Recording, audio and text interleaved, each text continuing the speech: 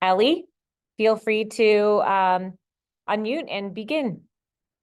Thank you, Christy. Hi, everyone. I'm so honored to be here and to be part of this Nolte Scholar Series. I've come down to ISU a few times to speak with students and faculty, and it's been so rewarding. And actually, I've gotten found some of my favorite stories that I've written in the past year from talking to future teachers and teachers and educators at ISU. So it's always a pleasure to come back to this community virtually or in person.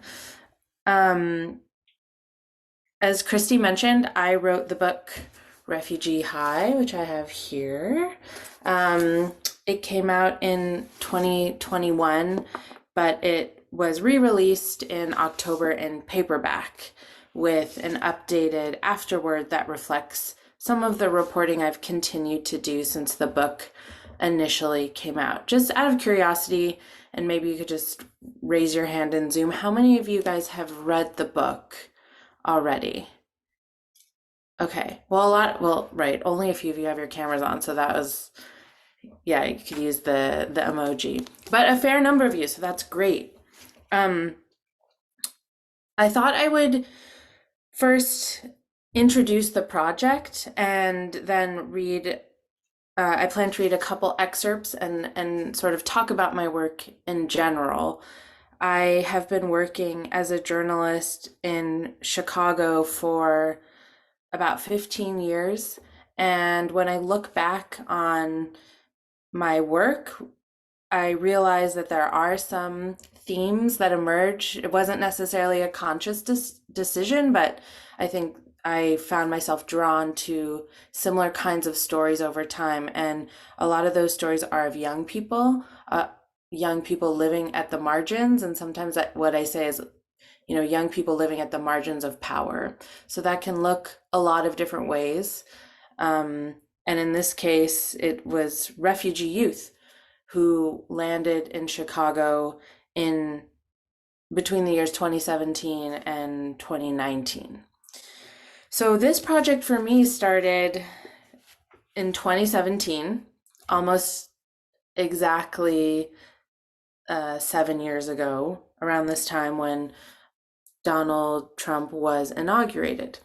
And as many of you may remember, although I think some of you were probably pretty young then, but and one of the first things he did when he took office was he announced a travel ban from 7 majority Muslim countries.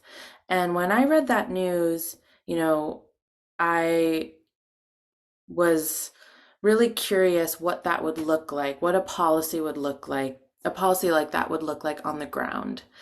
And the first thing that came to mind was, who are these refugee families, and particularly refugee young people who are coming to Chicago, coming to the United States and Chicago, where I live, and what do their lives look like once they arrive here? And as a reporter, I've found that there are a few places that are always very fruitful when you're looking for stories and to meet people. Places of worship, community centers, and my favorite, schools. Schools play such a unique role in a community, especially a neighborhood school.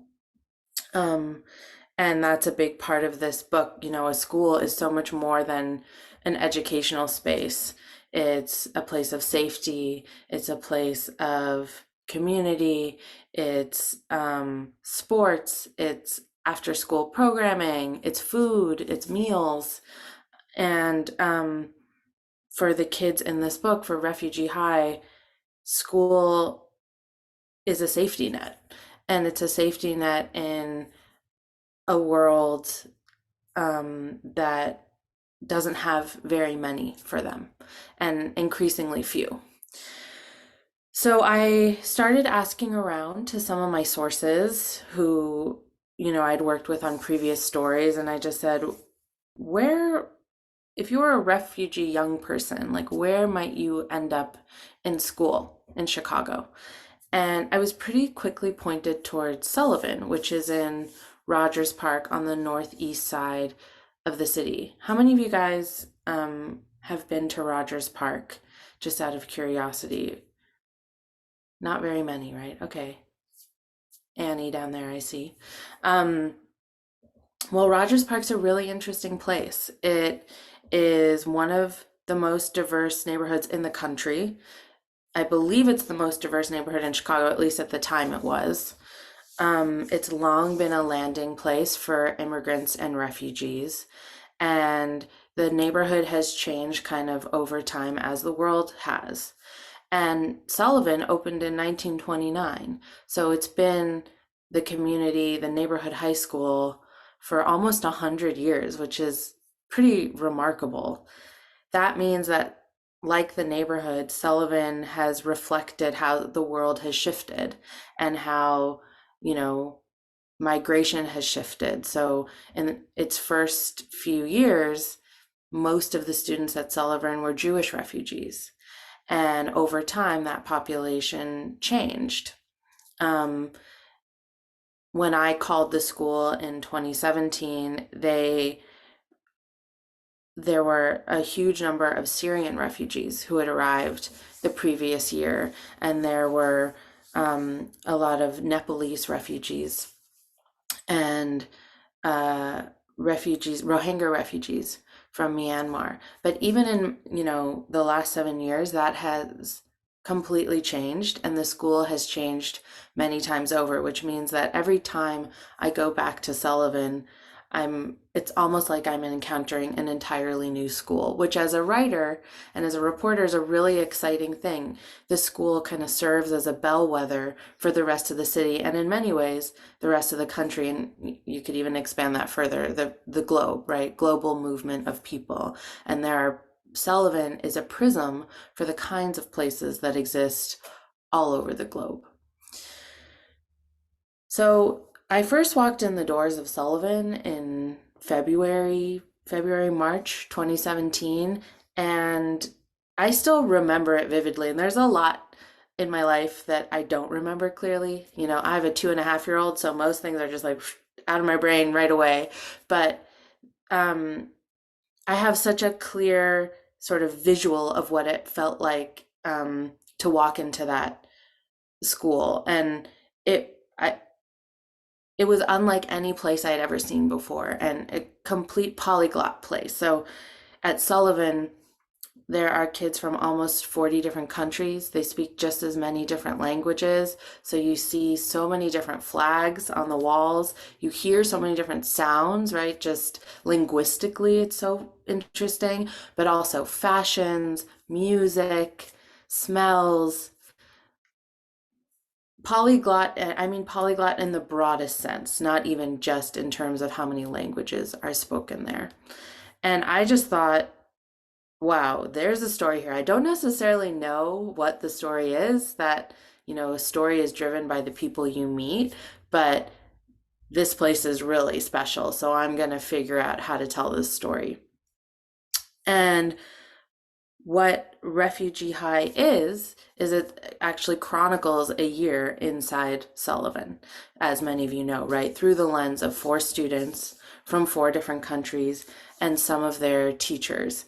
And just to give you an idea of what I mean by polyglot, it's right here on the cover of the book, right? So this is actually the handwriting of students at Refugee High. I had them write out the title, Refugee High, in their native languages, and then we photographed it and turned it into this cover, which I love. I'm so proud of this cover because it feels like the kids are right here with me, and I get to sort of represent them everywhere I go. And my publisher had initially suggested just a picture of the front of the school, and I really pushed for this, and I'm so glad that I did because it feels like a much richer reflection of the world I found inside the walls. So what I want to do now is introduce you to one of the students who I follow in the book. Like I said, is a chronological year inside Sullivan, so that is reflected pretty closely in how the chapters unfold. Most months are an individual chapter in the school year, which means the first chapter is September 2017. And in the first chapter, you're introduced to really like the main characters of the book, and it's those characters whose lives you follow over the next 12-ish months.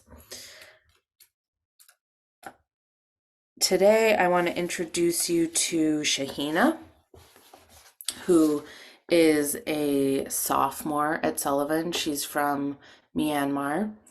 She is fiercely independent. She has a lot of conflict at home with her mom, and her story reflects what I found a lot of young refugee women to like similar struggles to a lot of refugee girls in the school, which was, this desire for autonomy and for what felt like a more independent kind of American lifestyle, which butted up against more traditional expectations that were being dictated by her mom. And that's something that came up a lot in my reporting inside Sullivan. So this is Shahina on her first day of school. Every morning on her way to Sullivan High School, Shahina passes reminders of the life she narrowly escaped. That's why she counts down the days until she turns 18.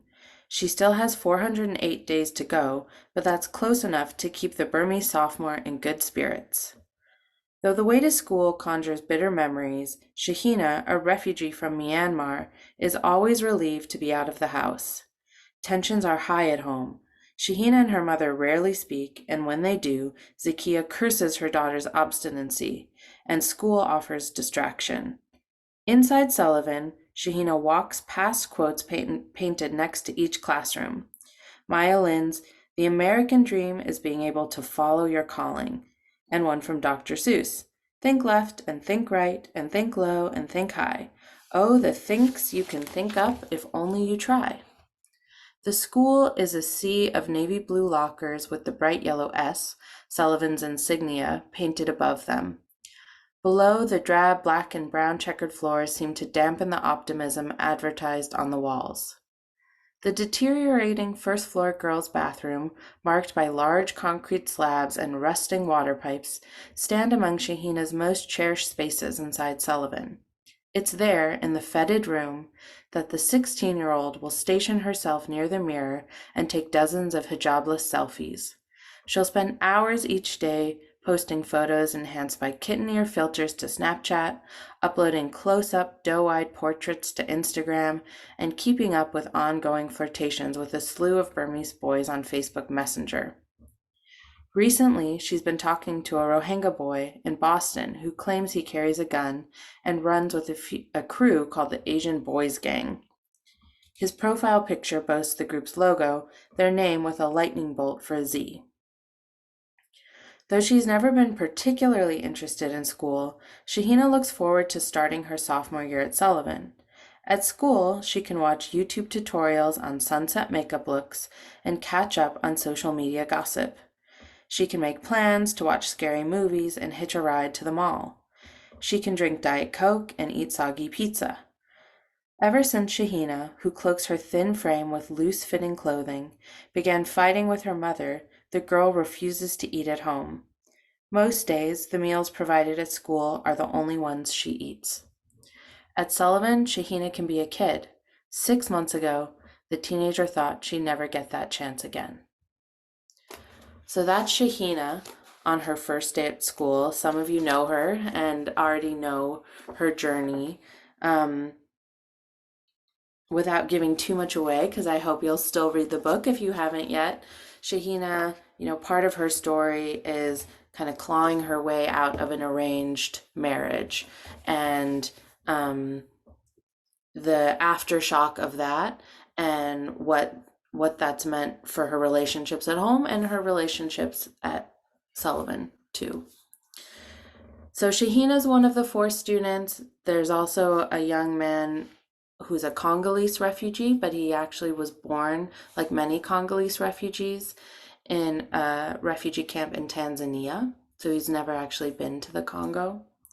There's a young woman from Iraq who, like Shahina, is trying to sort of walk this tightrope between familial expectation and um,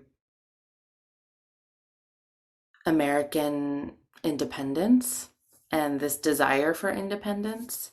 And then there's a young man who's actually an asylum seeker from Guatemala. And part part of his story is the fact that his final plea for asylum is set the day before he's supposed to graduate from Sullivan. So you follow him as he's preparing for that. You kind of learn about his case and his story leading up to this moment that could determine his whole future. And the idea that his plea for asylum, his court case, is 24 hours before he's supposed to graduate,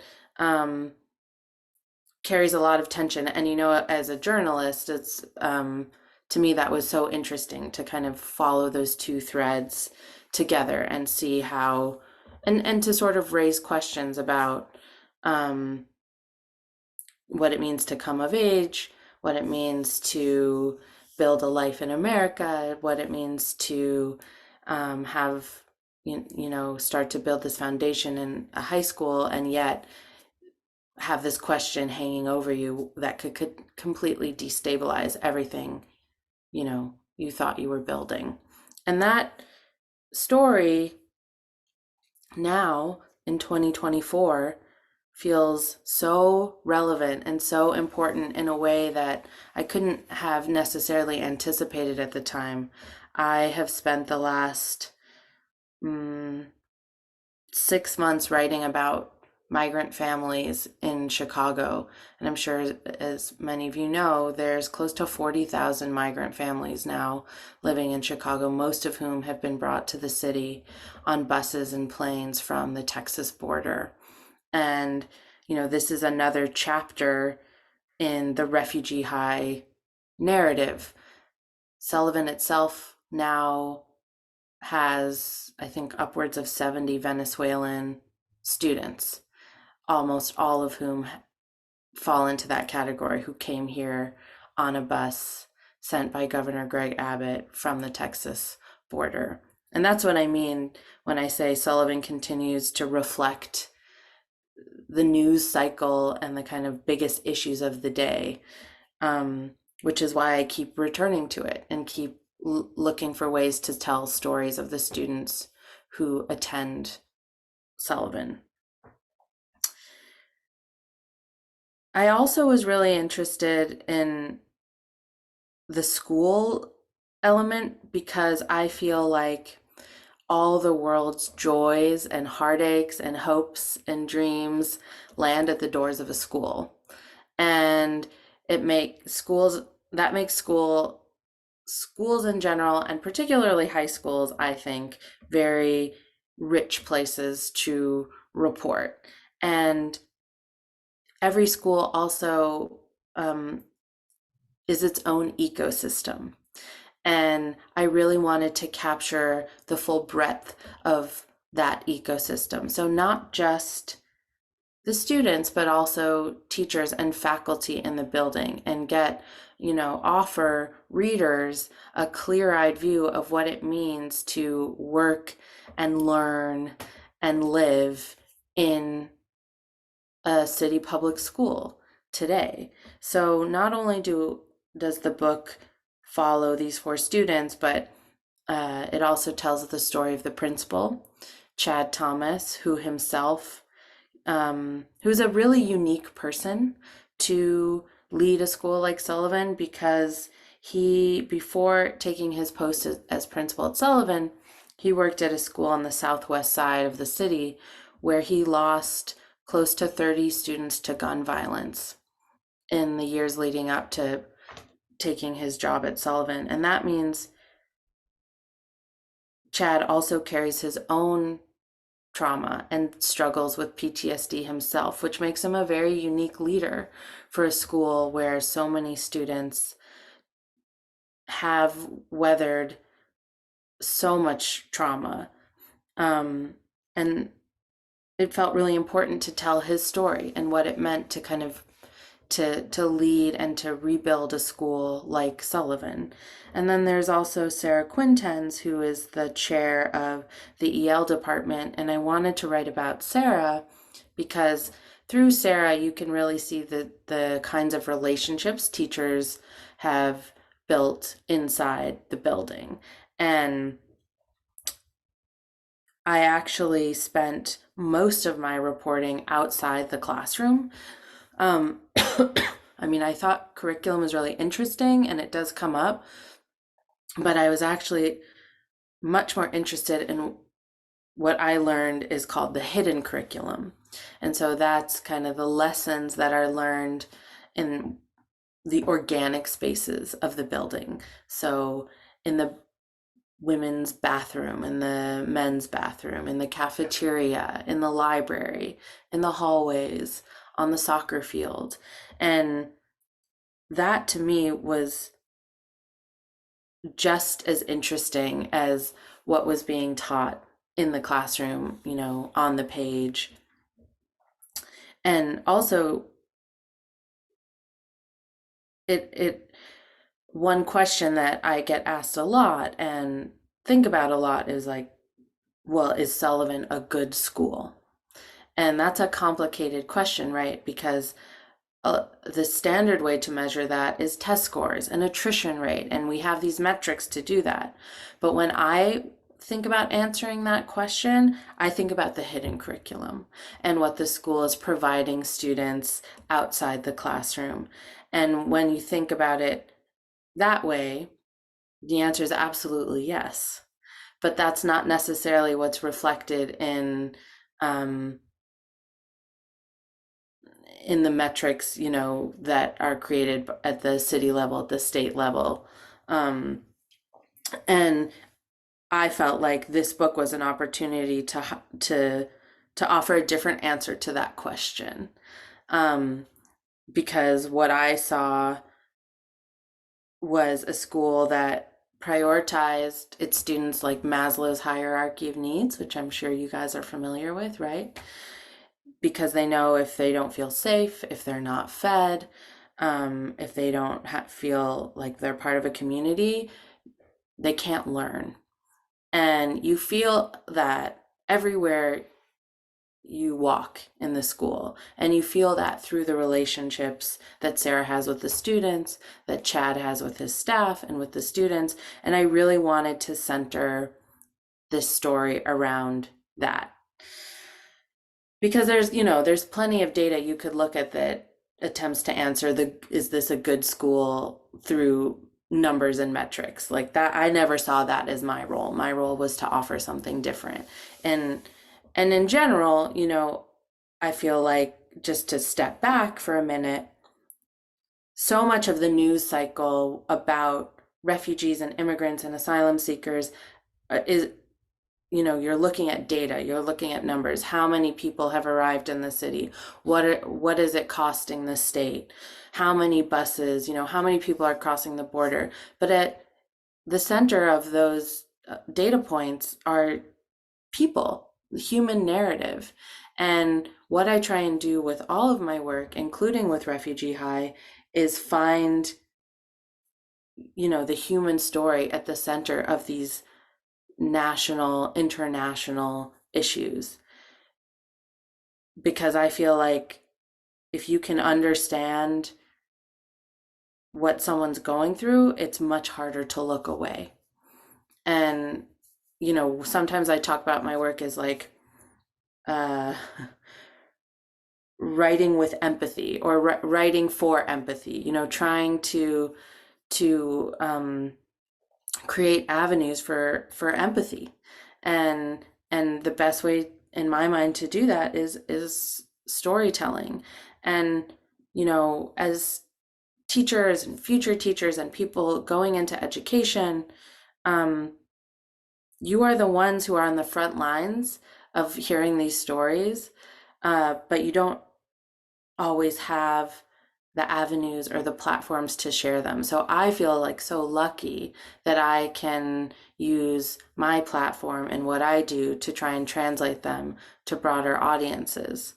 And I think in this years since Refugee High was published, um, I have accomplished that somewhat for Sullivan, and that's why I welcome like any opportunity to talk about this book and talk about what teachers and students are experiencing and weathering in the building because it's important. And even since the book came out, you can, like I said, like as the world turns, so does the school. So in 2022, they had almost 100 Afghan refugee students enroll after the fall of Kabul in August 2021. Last year and this year, like I said, they have over 70 Venezuelan students as the crisis at the border has ballooned and this busing program has sent tens of thousands of people to Chicago. So I've actually returned to Sullivan several times to write about those new waves of refugees at the school. And in doing so, even though I consider myself somewhat of an expert on this place at this point, I mean, I hope so. I've dedicated enough time to it. I still see the place anew and learn so many different things. And part of that is because everyone in that building understands how nimble they have to be in order to respond to the kids who are walking through the door. Because even what might have worked for a Syrian refugee population in 2016, that's not necessarily going to work for a Venezuelan population or even an Afghan population. So everything about what they're doing, both in the classroom and outside of it, is always in motion. It's always changing. Um, how many of you are planning to be teachers, just out of curiosity?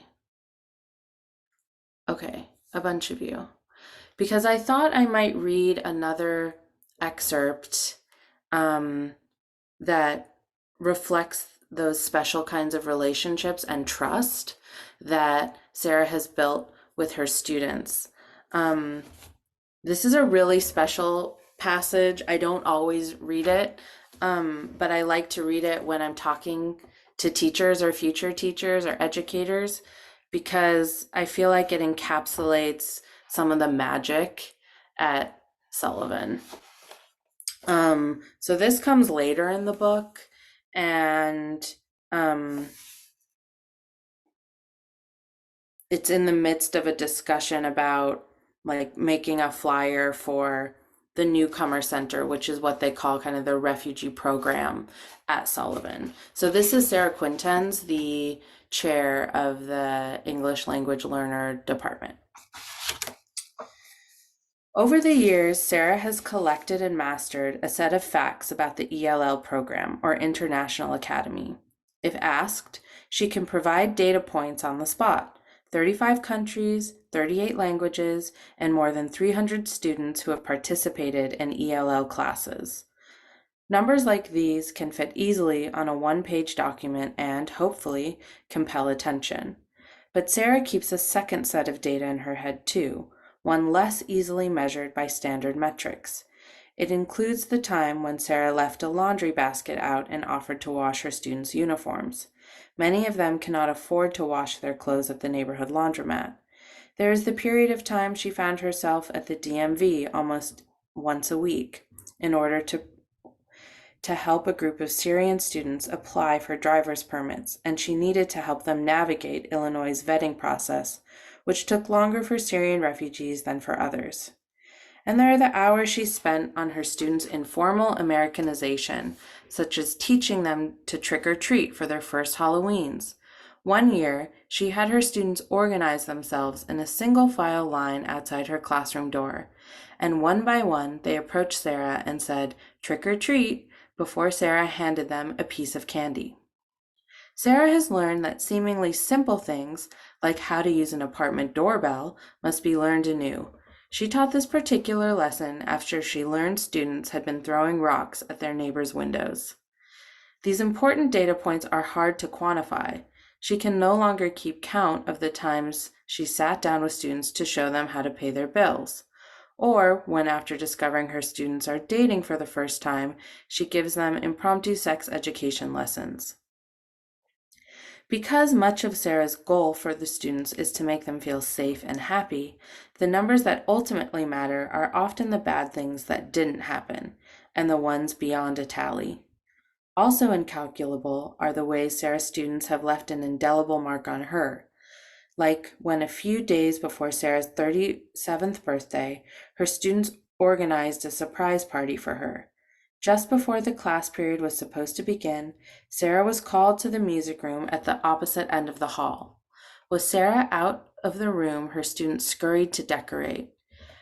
"Everyone put your food on the desks," a senior girl instructed.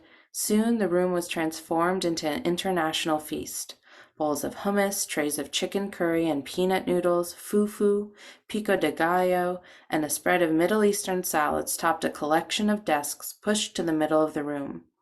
Several students brought liter bottles of Diet Coke and piled them in a corner. Sarah loves Diet Coke.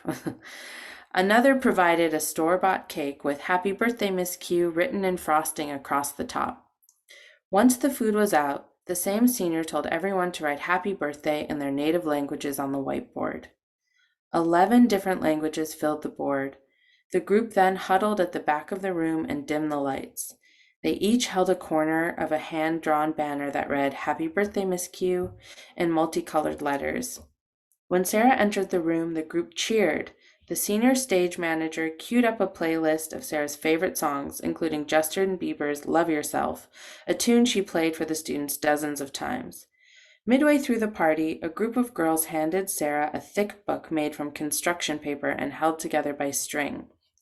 Sarah grasped it carefully with both hands. The title, "Miss Q Travels the World." Each student had drawn Sarah a picture. There were images and descriptions of the students' home countries. She would drink jasmine tea, one page read, with an image of a small streetscape in home Syria. She would see giraffes and zebras, read another, written by a Kenyan student who accompanied the word with pictures of the animals. The book brought Sarah to tears. Its pages were not just an imagined travelogue, but a document of what was lost to violence and war in the students' communities, a time capsule of their crumbled worlds. So I love that memory in that passage because I do feel like it reflects that ecosystem that I was talking about.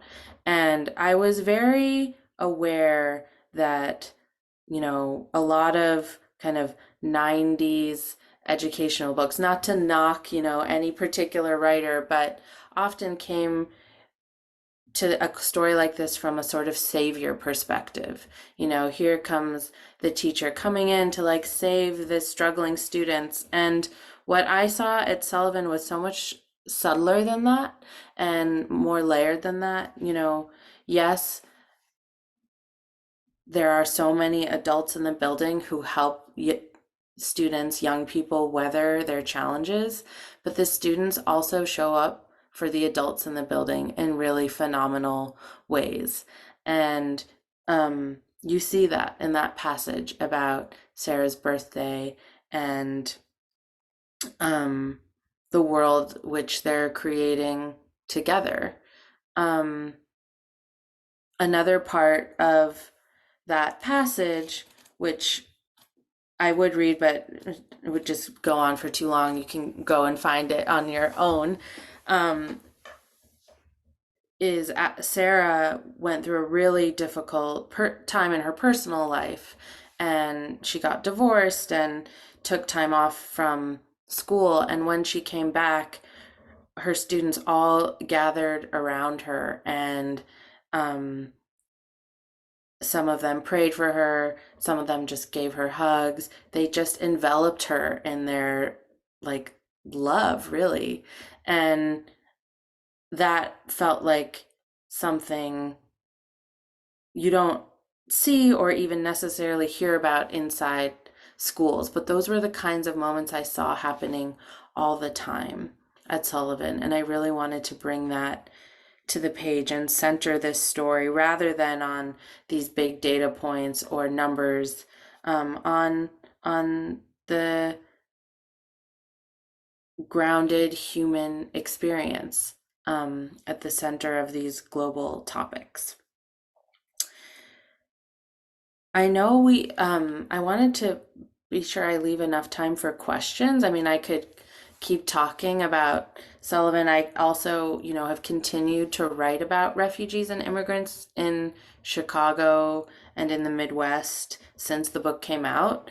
Um, but I'm thinking maybe we should open the floor to questions, and I can always talk about my other work if there's time at the end. I don't know what you think, Christy. Does that make sense? Yeah, that sounds wonderful. I have a couple prepared questions that I shared with you, but I think Mhm. if any of you do have any specific questions, you can feel free to put them in the chat. We can monitor them that way.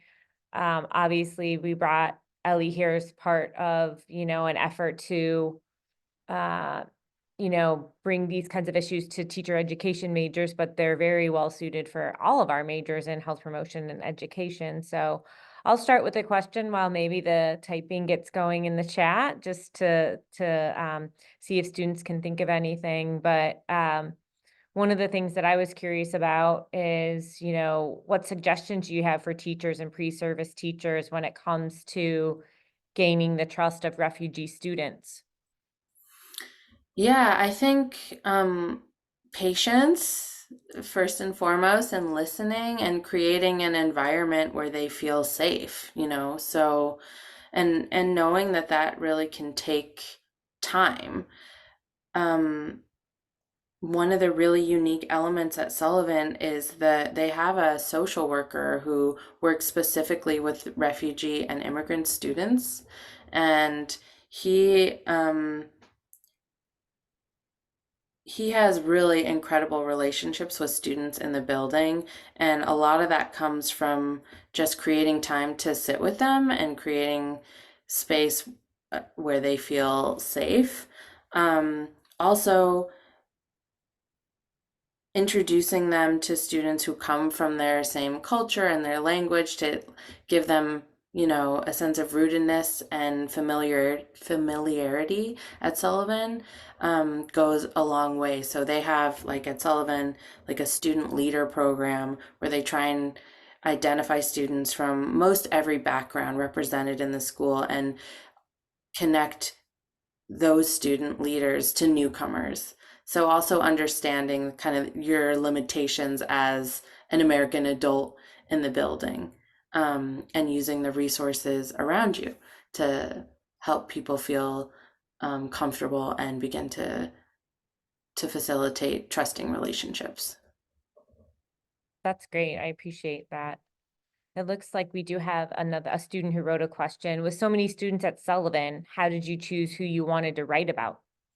Oh, it's a great question. I mean, frankly, I think I could have written 10 versions of this book and with equally compelling students.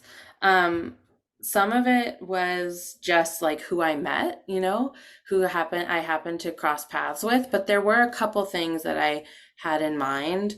I wanted to be able to communicate with them directly, so they had to speak enough English where we could talk to one another without a translator. Um, and that was both because, I've worked and I did work with many amazing translators in this book, but there's just something lost when you're not directly communicating.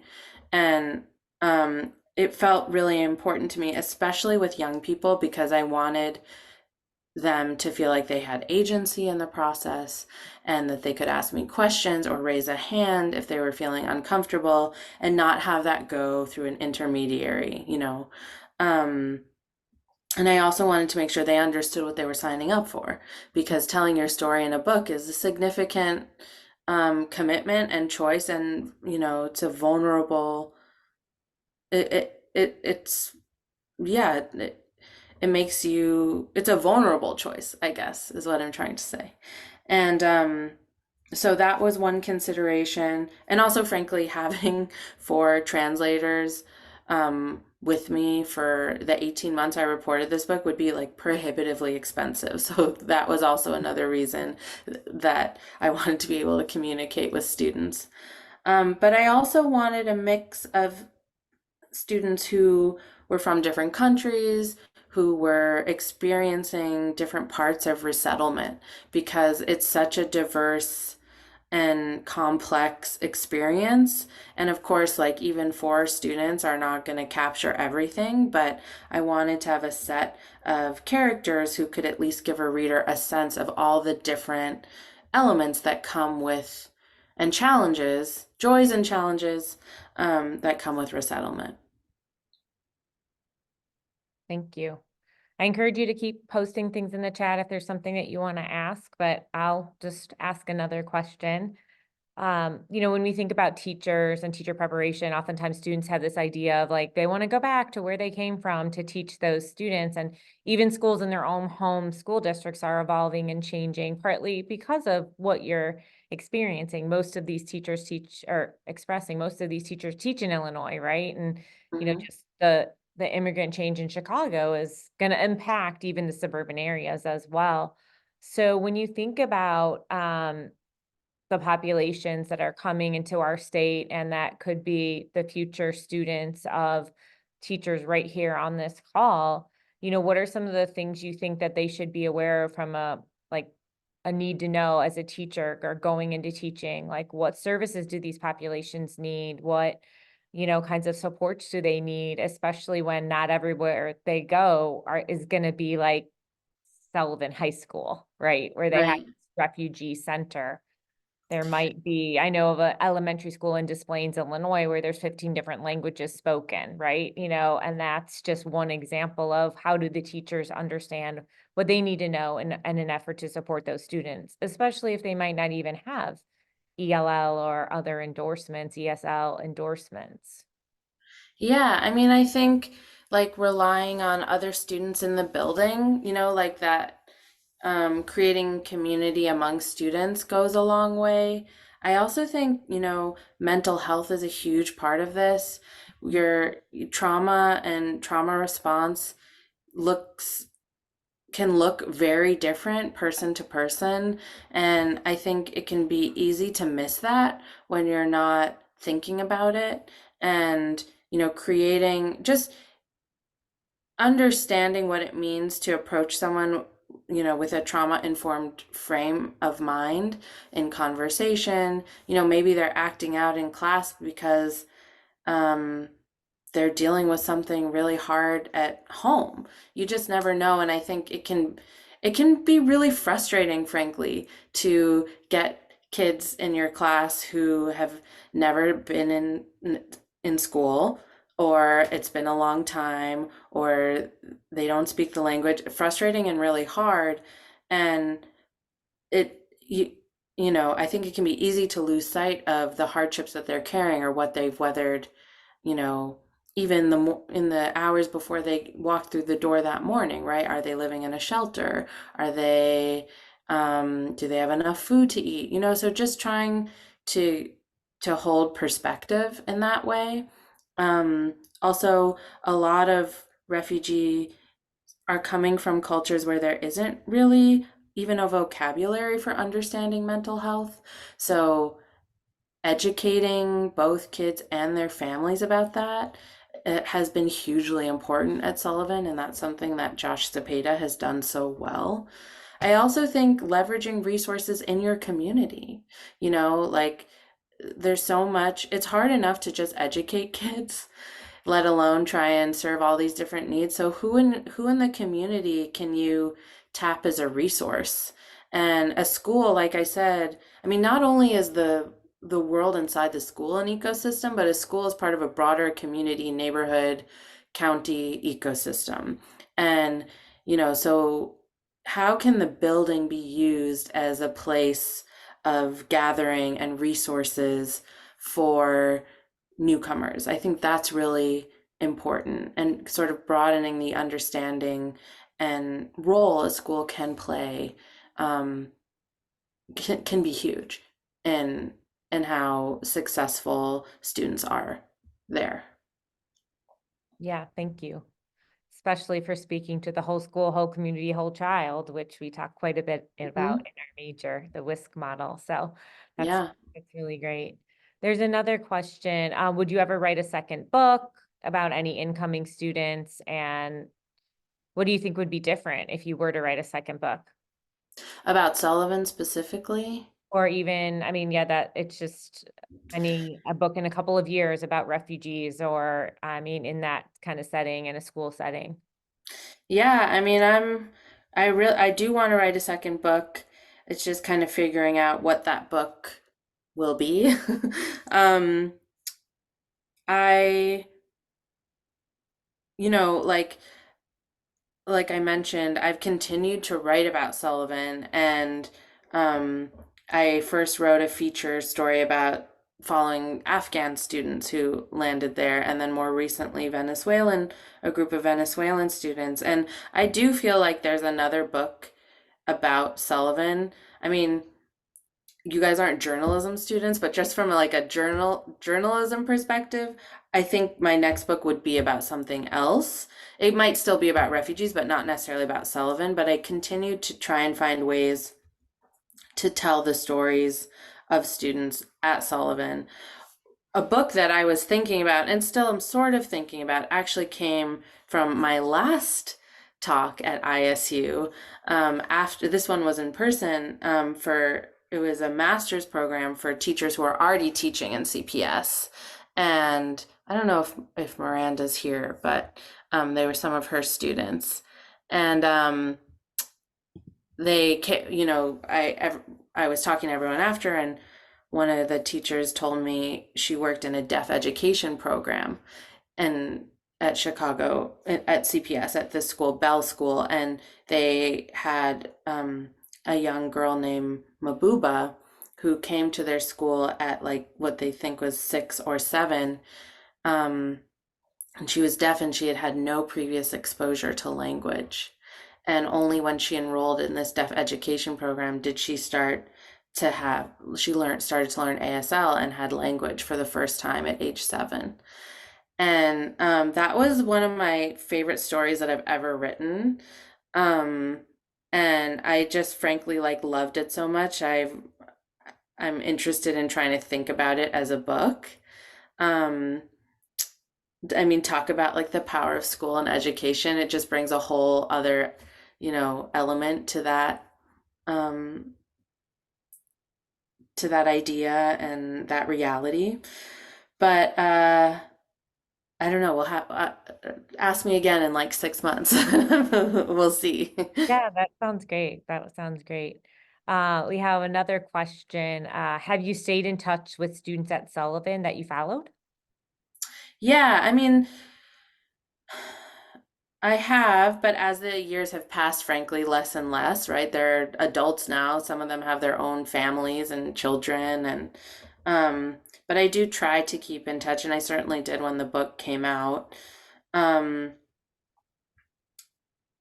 they are like very special relationships to me. I spent years with them by the time the book came out, and they had a huge impact on my life. And writing this book had a huge impact on my life. I feel like in many ways, it just made me a more empathetic person. It made me a more curious person. It made me feel like I kind of traveled the globe without leaving my city. I ate a lot of really good food, which was such a gift.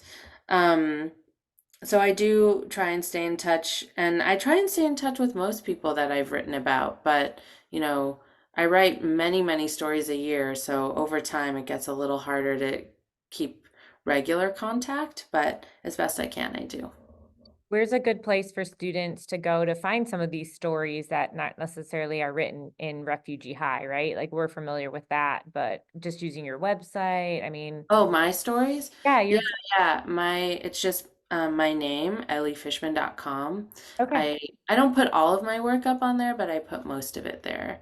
So most recently, um, I wrote about a migrant family living at O'Hare Airport. Some of you might have seen the news that for a while there were close to 1,000 migrants living just in like the terminal at O'Hare. And so I met a family and followed them, and that was for Rolling Stone, and that came out last month. Cool. That's So you great. can find that story. Yeah. Do you have any Any other? Yeah, Yeah, do I you was have any gonna say. questions for us? Do you have any questions for us or the students that might answer or anything along those lines? Well, I'm curious, like, um, if you read the book, was there anything you found inspiring or frustrating? Also, just in your own decisions, if you're going to be a teacher, like, is there um, any community or anything in particular you're looking forward to or hoping to serve? So, two very different questions for you guys. Is there anybody willing to unmute and share? I know some of you read the book. Yeah, so I read the book and I You. think I'm gonna like butcher his name, but he was one of the migrant students and he came and like I remember his dad told him to go to CVS and he ended up getting shot and I thought it was really sad because like he came to Chicago like avoiding and leaving his home country to away from violence just to like come back to Chicago and experience more violence. So it made him feel like not safe at all. So I thought that was really sad in the book.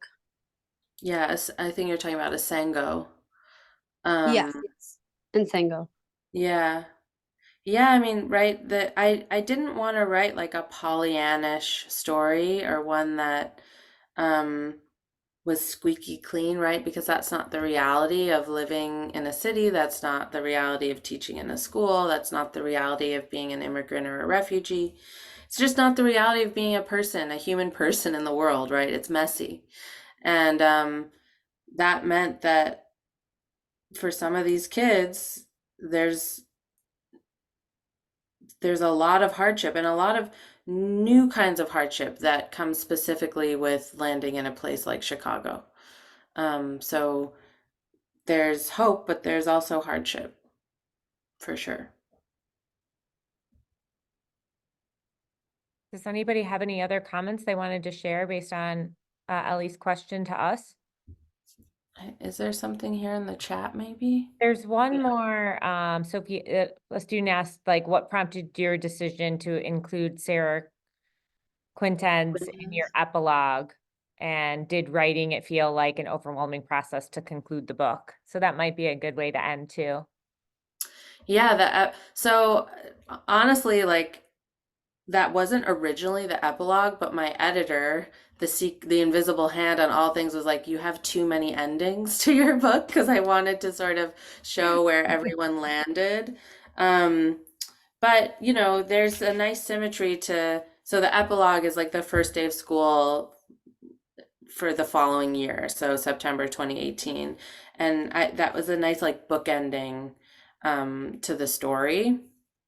And Sarah's in there because she's a consistent face and person in the building, right? And she's sort of, in my mind, is an extension of the school, which itself is a character, but um, as different students come in and leave and cycle through Sullivan, Sarah remains there as a constant. So I wanted to sort of show that by having her there and welcoming both returning students, but also new ones too.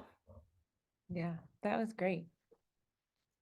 We really appreciate your time that you spent with us, Ellie. It's always great to talk with authors about books, and I feel very lucky to have read Refugee High. And just for those students maybe on the call who haven't, I have a couple copies myself that I'd be willing to loan out. It's took me about a day and a half to read the book. Yeah, it's a So quick read. it was a quick read, but also had a lot of meaning for me because I went to St. Scholastica, which was just kind of down the road from Sullivan. So grew up myself in my high school years in Rogers Park, and you know, how Rogers Park has changed quite a bit over a short period of time, even since I went to high school, which I know seems long ago, but it also is really fresh in my mind as well. So we appreciate you spending time with us at ISU and over this webinar, and thank you so much for being one of our Ann Nolte Scholars this year. If anybody has any other questions, you can always, I'm sure, reach out to Ellie through her website, like she indicated. And definitely, if you're interested in reading her book, get a copy of it because it was well worth the read. So thank you so Thank you. much. Thank you Thank you. guys. Thank you. Have a great night. Thank you so much.